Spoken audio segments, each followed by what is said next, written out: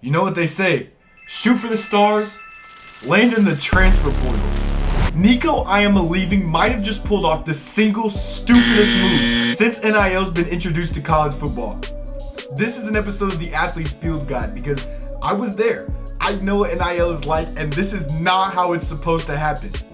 You don't have to give me NIL here. All you've got to do is leave a like and subscribe to support this channel while we break down one of the craziest things I've ever seen take place in college football. At this point, we're all familiar with NIL. The college football landscape is changing every single day. Revenue sharing's right around the corner. The NIL checks seem to get bigger and bigger. Freshman quarterbacks now are receiving multi-million-dollar deals before even playing a snap in college. People feel like the team identity in college football is missing. We learned that's not true because the entire team of Tennessee is moving on from their star quarterback. Nico was a 5-star recruit in college, and he's been with Tennessee for 3 years. And not only that, they've already protected him from an NCAA investigation. The NCAA was investigating his recruiting. Tennessee protected him. He was making $2.8 million. Million with an M.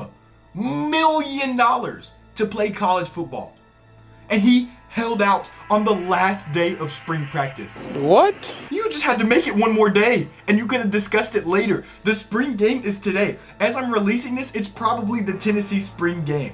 And yesterday, Nico stages a holdout against his team, doesn't even show up to practice. He informed the team that he was looking for more money, looking to almost double his valuation up to $4 million, when he's already getting paid M's like I talked about. To me, this was like robbing the bank. You get home with the money. You've got the duffel bag slung over your shoulder, you put it on the counter, you're counting through the money. Then you take the bags back to the bank, turn them back in and say, that's not gonna cut it. I'm gonna need to take more from you. Who's gonna say yes to that? And here's another very important piece. He's not him. Right? A coach once told me that as soon as you think you're bigger than the team, this game we love, football, it has a unique way of showing you how small you really are. And that's what we saw today. Now, whether you're a Tennessee fan, an SEC fan, a college ball fan, you can't help but think that Tennessee made the right move here. We all need to be thanking their staff for moving on and edging him into the transfer portal. Because think about it like this. Maybe this was a guy, the guy at his team, and he's the first player to stage a holdout in college football. What if they gave in and paid him? What precedent does that set for every other team in college sports? Okay, if our player's not happy, we have to do whatever it takes to keep him here. We have to continue to feed money to an energy vampire, somebody who's draining our team chemistry. You can't have somebody like that in your locker room, first of all. As a coach, you make the right move by moving on from that guy. He's an energy vampire. It's about me instead of we. You're already getting paid millions. The spring game is the next day, and it's more important to you to secure your bag than it is to prepare for the spring game. Show out for your fans. You can't do that. You're not a team player. You don't care about the program. That's the message that you're sending. Right? You have all this time before the season to negotiate. Why now? That's my question. Why now? And now you gotta go find a new home.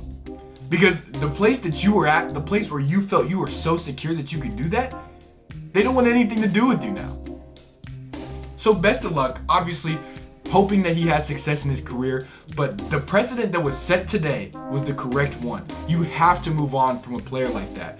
You have to make the team the most important aspect of preparing for the season. And as soon as that's not the case, you get shot back down. So yeah, shoot for the stars, land in the portal, go shoot for the stars somewhere else because you messed it up at Tennessee. And I think that this was the absolute right move, and this is what had to happen. Because the precedent was set in the correct way moving forward. Thanks for watching. Make sure you like and subscribe for more videos like this.